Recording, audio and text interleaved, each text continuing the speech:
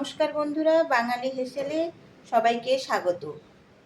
এই থানকুনি পাতার উপকারিতা আমরা সবাই জানি, কিন্তু আমাদের ঘরের বাচ্চারা খেতে চায় না।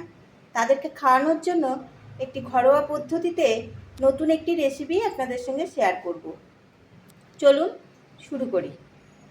থানকুনি পাতাগুলোকে হালকা করে সেদ্ধ করে নেব। তোমরা চাইলে একটু বেটে নিতেও পারবে। একটি বাটির মধ্যে দিয়ে নেব একটু বেসন,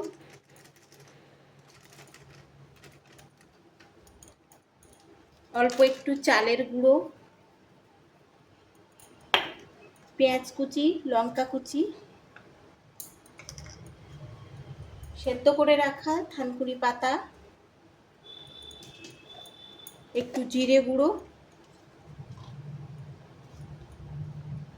একটু মরিচ গুঁড়ো,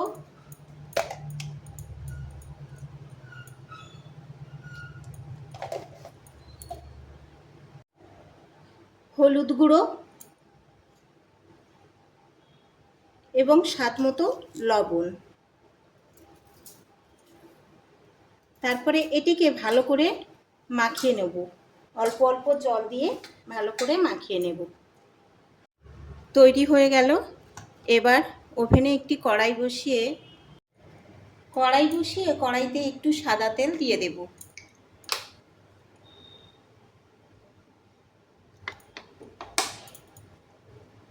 তেল গরম হয়ে গেলে কড়াইয়ের মধ্যে গোল গোল করে দিয়ে দেব।